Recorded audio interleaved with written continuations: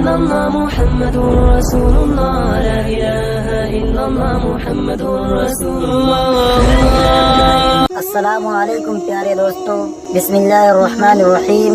شروع اللہ کے نام سے جو بڑا مہربان نہایت رحم کرنے والا ہے. فتح مکہ کے بعد پورا جزیرۃ العرب مسلمانوں کے زیر سایہ آ چکا تھا. صدیوں سے بکھرے قبائل اب اسلام کے جھنڈے تلے جمع ہو چکے تھے. اب اندرونی مشکلات کا تقریباً خاتمہ ہو چکا تھا اور مسلمان اسلام کی دعوت پھیلانے کے لیے یکسو ہو گئے تھے. مگر اب ایک ایسی طاقت کا رخ مدینہ کی طرف ہو چکا تھا جو اس وقت روئے زمین پر سب سے بڑی فوجی قوت کی حیثیت رکھتی تھی. یہ طاقت رومیوں کی تھی. نظیم قیصر روم نے سوچا کہ اس سے پہلے کہ مسلمانوں کی قوت ایک عظیم اور ناقابل شکست خطرے کی صورت اختیار کر لے، ان کو کچل دینا ضروری ہے. لہٰذا اس نے اہل غسان اور اپنے ماتحت عرب قبائل کے ساتھ مل کر فیصلہ کن معرکے کی تیاری شروع کر دی. نبی اکرم صلی اللہ علیہ وسلم کو اس حملے کی اطلاع ربطیوں کے ذریعے ملی جو شام سے زیتون کا تیل لا کر حجاز میں فروخت کرتے تھے. انہوں نے آپ صلی اللہ علیہ وسلم کو بتایا کہ ہرقل نے 40,000 سپاہیوں کا ایک لشکر جرار تیار کیا ہے اور روم کے ایک عظیم کمانڈر کو اس کی کمان سونپی ہے.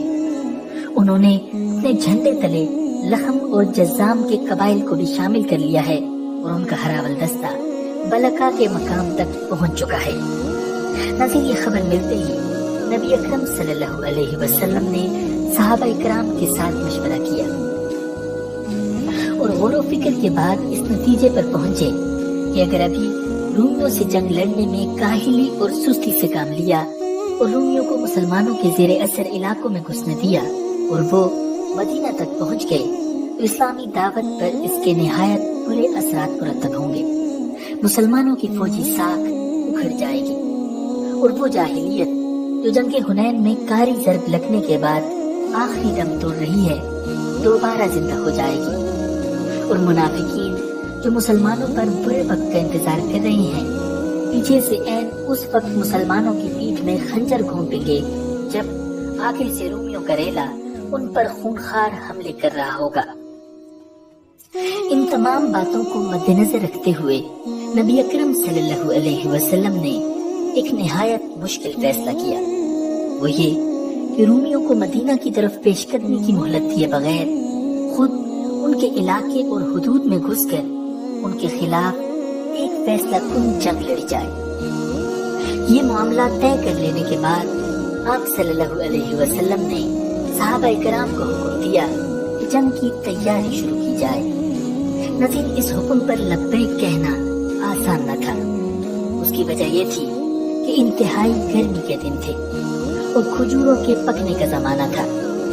مدینہ میں اکثر صحابہ کرام کا ذریعہ آمدن باغبانی تھی. ایسے وقت میں باغوں کو چھوڑ کر جانا گویا فصل کو ضائع کرنے اور پورے سال کی آمدن سے محروم ہونے کے برابر تھا. ان سب سے بڑھ کر یہ کہ ایک مدت سے قحط سالی چلی آ رہی تھی اور اہل مدینہ کی مالی حالت خاصی کمزور تھی. اس کے باوجود روانگی کا فیصلہ اٹل تھا. مکہ سمیت عرب کے تمام قبائل کو حکم بھیج دیا گیا کہ وہ اپنی نفری روانہ کریں. نبی اکرم صلی اللہ علیہ وسلم اکثر لشکر کشی کا رخ ظاہر نہیں فرماتے تھے، مگر اس بار سفر کی طوالت اور راستے کی دشواریوں کے پیش نظر آپ صلی اللہ علیہ وسلم نے واضح کر دیا کہ شام کی طرف کوچ کرنا ہے. نظیر سامان جنگ اور ضرورت کی دوسری چیزوں کے لیے آپ صلی اللہ علیہ وسلم نے امداد کا اعلان فرمایا. اس اعلان کا سننا تھا کہ صحابہ کرام نے اپنا مال و دولت پانی کی طرح خرچ کیا. حضرت عثمان رضی اللہ تعالی عنہ نے تو اس قدر دولت لٹائی کہ کوئی دوسرا شخص مقدار کے لحاظ سے ان کی برابری نہ کر سکا. انہوں نے 900 اونٹ، 100 گھوڑے، 10,000 دینار اور ان کے علاوہ بے شمار زیادہ رہ دیا. حضرت عثمان رضی اللہ تعالی عنہ کی فیاضی کا حال دیکھ کر آپ صلی اللہ علیہ وسلم نے ارشاد فرمایا، اے اللہ، میں عثمان سے راضی ہوں، تو بھی ان سے راضی ہو جا. नाज़रीन, एक रिवायत के मुताबिक आप सल्लल्लाहु अलैहि वसल्लम काफी रात गए तक उनके लिए दुआ फरमाते रहे। आप सल्लल्लाहु अलैहि वसल्लम ने उनके लिए ये अल्फाज भी इरशाद फरमाए, आज के बाद उस्मान का कोई अमल उन्हें नुकसान नहीं पहुंचा सकता। नाज़रीन, हजरत उस्मान रज़ियल्लाहु ताला अन्हु के अलावा जो दूसरे मालदार सहाबा थे, उन्होंने भी लश्कर की तैयारी में जबरदस्त इमदाद दी। नाज़रीन, हजरत अबू बकर सिद्दीक रज़ियल्लाहु ताला अन्हु तो कुर्बानी में सबसे बढ़ गए। वो अपने घर का सारा सामान ले आए। उसकी तादाद 4000 दिरहम के बराबर थी। आप सल्लल्लाहु अलैहि वसल्लम ने उनसे पूछा, अबू बकर, अपने घर वालों के लिए भी कुछ छोड़ा है या नहीं? जवाब में उन्होंने अर्ज किया, मैंने उनके लिए अल्लाह और अल्लाह का रसूल छोड़ा है। हजरत उमर रज़ियल्लाहु ताला अन्हु अपना निस्फ माल ले आए। इसी तरह हजरत अब्दुर्रहमान बिन औफ रज़ियल्लाहु ताला अन्हु, हजरत अब्बास बिन अब्दुल मुत्तलिब रज़ियल्लाहु ताला अन्हु और हजरत आसिम बिन अदी रज़ियल्लाहु ताला अन्हु भी बहुत सा माल नबी अकरम सल्लल्लाहु अलैहि वसल्लम की खिदमत में ले आए। नाज़रीन, ये सफर सवारियों के बगैर तय करना बहुत मुश्किल था, इसलिए लश्कर की तंजीम में ख्याल रखा गया कि हर शख्स को सवारी मैसर आ जाए। चूँकि सहाबा की बहुत बड़ी तादाद साथ चलने पर तैयार थी, इसलिए सवारियां कम पड़ गई। एक एक ऊँट पर बारी बारी 2-2, 3-3 आदमियों की तरतीब बनाई गई। फिर भी कुछ अफराद के लिए कोई इंतजाम न हो सका और वो रोते हुए बारगाह रिसालत से लौट गए। अलबत्ता मुनाफिकीन की हालत मुख्तलिफ थी। वो खुद भी इस शिद्दत की गर्मी में सफर करने से जी चुरा रहे थे और दूसरों को भी रोक रहे थे। नाज़रीन, जब ये लश्कर तैयार हो गया तो नबी अकरम सल्लल्लाहु अलैहि वसल्लम ने हजरत मोहम्मद बिन मुस्लिम रज़ियल्लाहु ताला अन्हु को, और बाज़ रिवायात में आता है कि हजरत सबा बिन रफ़ा रज़ियल्लाहु ताला अन्हु को मदीना का गवर्नर बनाया और हजरत अली रज़ियल्लाहु ताला अन्हु को अपने अहलो अयाल की देखभाल के लिए मदीना ही में रहने का हुक्म दिया। इस पर मुनाफिकीन बातें बनाने लगे कि आप सल्लल्लाहु अलैहि वसल्लम नाराजी की वजह से उन्हें साथ नहीं ले जा रहे। हजरत अली रज़ियल्लाहु ताला अन्हु ने ये बातें आप सल्लल्लाहु अलैहि वसल्लम तक पहुंचाई और अर्ज किया, आप मुझे औरतों और बच्चों के साथ छोड़े जा रहे हैं। आप सल्लल्लाहु अलैहि वसल्लम ने इरशाद फरमाया, क्या तुम्हें ये पसंद नहीं कि तुम्हें मुझसे वही निस्बत हो जो हारून अलैहिस्सलाम को मूसा अलैहिस्सलाम से थी, मगर ये मेरे बाद कोई नबी नहीं होगा। हजरत अली रज़ियल्लाहु ताला अन्हु ये सुनकर मुतमईन हो गए। नाज़रीन, जुमेरात 3 रजब सन 9 हिजरी को आप सल्लल्लाहु अलैहि वसल्लम 30,000 अफराद के हमरा मदीना मुनव्वरा से रवाना हुए। मदीना मुनव्वरा और उसके मज़ाफ़ात मर्दों से तकरीबन खाली हो गए थे। सिर्फ ख़वातीन और बच्चे पीछे रह गए थे। उनके अलावा कुछ वो लोग थे जिन्हें कोई सख्त उज़र था और वो चाहने के बावजूद आप सल्लल्लाहु अलैहि वसल्लम के साथ नहीं जा सके थे।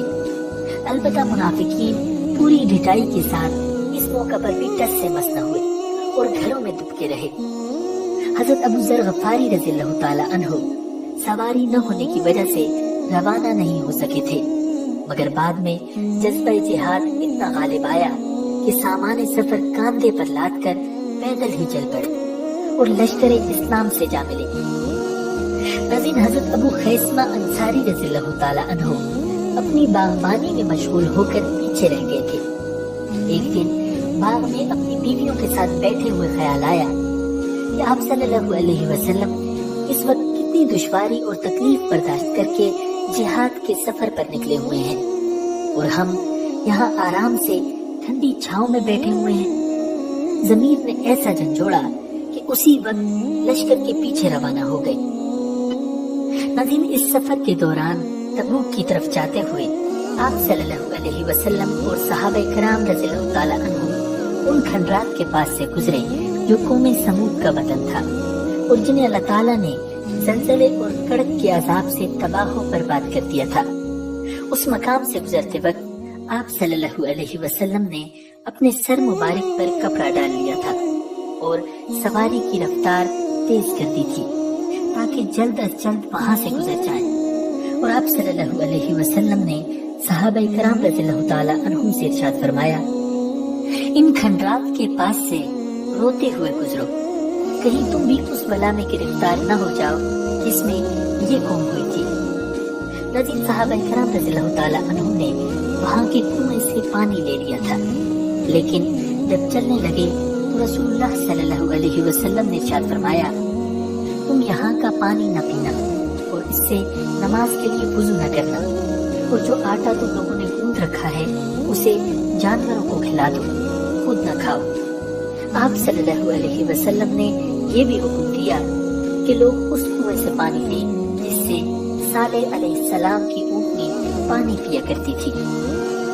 آپ صلی اللہ علیہ وسلم نے یہ اعلان بھی فرمایا کہ آج کی رات آندھی کا زبردست طوفان آئے گا، جس کے پاس اونٹ یا گھوڑا ہے وہ اس کو باندھ کر رکھے۔ ساتھ میں آپ صلی اللہ علیہ وسلم نے حکم فرمایا، آج رات کوئی شخص تنہا اپنے پڑاؤ سے باہر نہ جائے، بلکہ کسی نہ کسی کو اپنے ساتھ ضرور رکھے۔ ناظرین، پھر اتفاق ایسا ہوا کہ ایک شخص کسی ضرورت سے تنہا باہر نکل گیا، نتیجہ یہ ہوا کہ اس کا دم گھٹ گیا۔ ایک دوسرا شخص اپنے اونٹ کی تلاش میں نکل گیا، اس کا انجام یہ ہوا کہ ہوا اسے اڑا کر لے گئی اور پہاڑوں پر جا پھینکا۔ ناظرین، اس سفر کے دوران ایک روز پانی بالکل ختم ہو گیا، پیاس نے لوگوں کو پریشان کر دیا تھا۔ آخر لوگوں نے آپ صلی اللہ علیہ وسلم سے اس کا ذکر کیا۔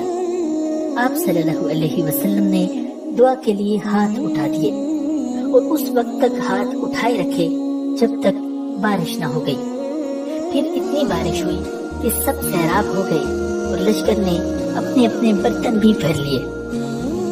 پھر جب تبوک کے قریب پہنچے تو آپ صلی اللہ علیہ وسلم نے ارشاد فرمایا، کل انشاءاللہ تم لوگ تبوک کے چشمے پر پہنچ جاؤ گے، لیکن چاشت سے پہلے نہیں پہنچو گے، لہذا جو شخص وہاں پہنچے اس کے پانی کو ہاتھ نہ لگائے یہاں تک کہ میں آ جاؤں۔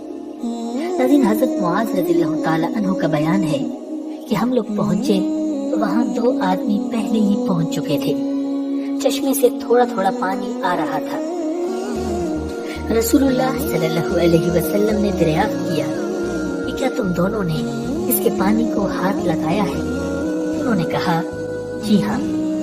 آپ صلی اللہ علیہ وسلم نے ان دونوں کی سرزنش کی، پھر چشمے سے چلو کے ذریعے تھوڑا تھوڑا پانی نکالا، یہاں تک کہ کافی پانی جمع ہو گیا۔ پھر رسول اللہ صلی اللہ علیہ وسلم نے اس میں اپنا چہرہ اور ہاتھ دھویا اور اسے چشمے میں انڈیل دیا۔ اس کے بعد چشمے سے خوب پانی آیا۔ صحابہ کرام رضی اللہ تعالی عنہم نے سیر ہو کر پانی پیا۔ پھر رسول اللہ صلی اللہ علیہ وسلم نے ارشاد فرمایا، اے معاذ، اگر تمہاری زندگی دراز ہوئی تو اس مقام کو باغات سے ہرا بھرا دیکھو گے۔ ناظرین، اب اسلامی لشکر تبوک میں اتر کر خیمہ زن ہوا۔ وہ رومیوں سے 2 ہاتھ کرنے کے لیے بالکل تیار تھا۔ پھر رسول اللہ صلی اللہ علیہ وسلم نے مجاہدین کو مخاطب کر کے نہایت ہی بلیغ خطبہ ارشاد فرمایا۔ دوسری طرف رومیوں اور ان کے حلیفوں کا یہ حال ہوا کہ رسول اللہ صلی اللہ علیہ وسلم کی آمد کی خبر سن کر ان کے اندر خوف کی لہر دوڑ گئی۔ انہیں آگے بڑھنے اور ٹکر لینے کی ہمت ہی نہ ہوئی اور وہ اندرون ملک مختلف شہروں میں بکھر گئے۔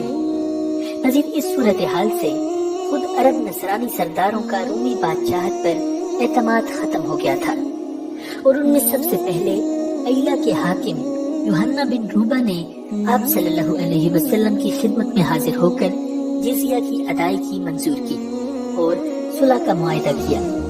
جو رباح اور ازرق کے باشندوں نے بھی خدمت نبی صلی اللہ علیہ وسلم میں حاضر ہو کر جزیہ دینا منظور کر لیا۔ ناظرین، تبوک کے قریب ہی دومت الجندل کے نام سے ایک علاقہ تھا جس کا حاکم عقیدر بن مالک نہایت ہی سرکش انسان تھا، جو کہ کچھ وقت سے مسلمان قافلوں سے چھیڑ چھاڑ کر رہا تھا۔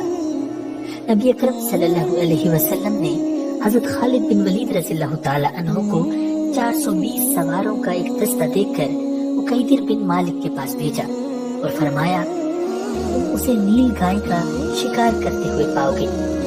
حضرت خالد رضی اللہ تعالی عنہ وہاں تشریف لے گئے۔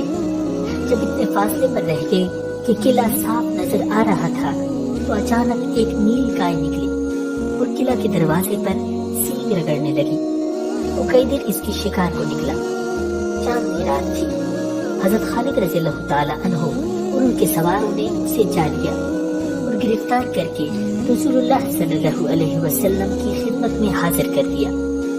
آپ صلی اللہ علیہ وسلم نے اس کی جان بخشی کی اور 2000 اونٹ، 800 غلام، 400 زرہیں اور 400 نیزے دینے کی شرط پر صلح فرمائی۔ اس نے جزیہ دینے کا بھی اقرار کر لیا۔ ناظرین، تبوک میں قیام کو تقریباً 20 دن گزر چکے تھے۔ نبی اکرم صلی اللہ علیہ وسلم نے صحابہ کرام رضی اللہ تعالی عنہ سے آگے پیش قدمی کے بارے میں مشورہ طلب کیا۔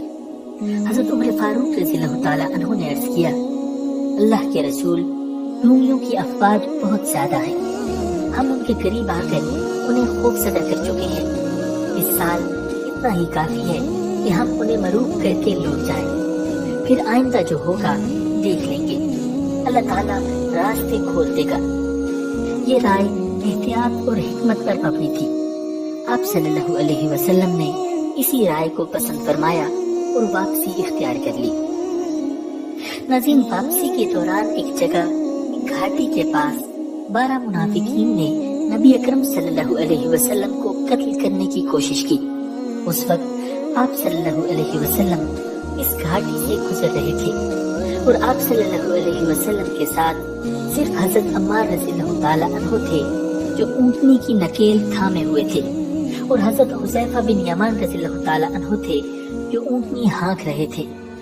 باقی صحابہ کرام دور وادی کے نشیب سے گزر رہے تھے، اس لیے منافقین نے اس موقع کو اپنے ناپاک مقصد کے لیے غنیمت سمجھا اور آپ صلی اللہ علیہ وسلم کی طرف قدم بڑھا دیا۔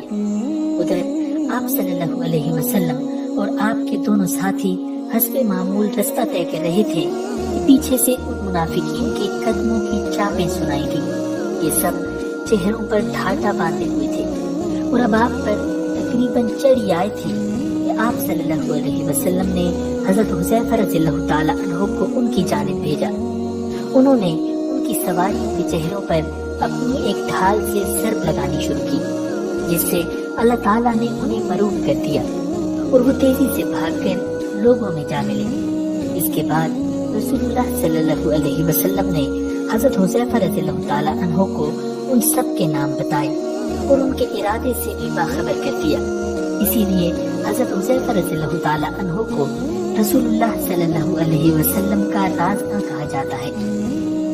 ناظرین، مدینہ منورہ کا سفر ابھی ایک دن کا باقی تھا کہ اللہ تعالیٰ کی طرف سے حکم نازل ہوا کہ مسجد زرار کو گرا دیں۔ یہ مسجد منافقوں نے بنائی تھی۔ وہ اس مسجد کو اپنی سازشوں کا مرکز بنانا چاہتے تھے۔ جس وقت نبی اکرم صلی اللہ علیہ وسلم تبوک کے لیے روانہ ہوئے تھے اور اس مسجد کے پاس سے گزرے تھے، تب ان منافقوں نے آپ صلی اللہ علیہ وسلم سے اس مسجد میں 2 رکعت ادا کرنے کی درخواست کی تھی۔ اس وقت آپ صلی اللہ علیہ وسلم نے ارشاد فرمایا تھا کہ واپسی پر پڑھوں گا، لیکن واپسی پر اللہ تعالیٰ نے ان کی سازش سے باخبر کر دیا تھا۔ چنانچہ آپ صلی اللہ علیہ وسلم نے صحابہ کرام کو حکم دیا، اس مسجد میں جاؤ اور جن لوگوں نے وہ مسجد بنائی ہے ان کی آنکھوں کے سامنے اس کو آگ لگا کر گرا دو۔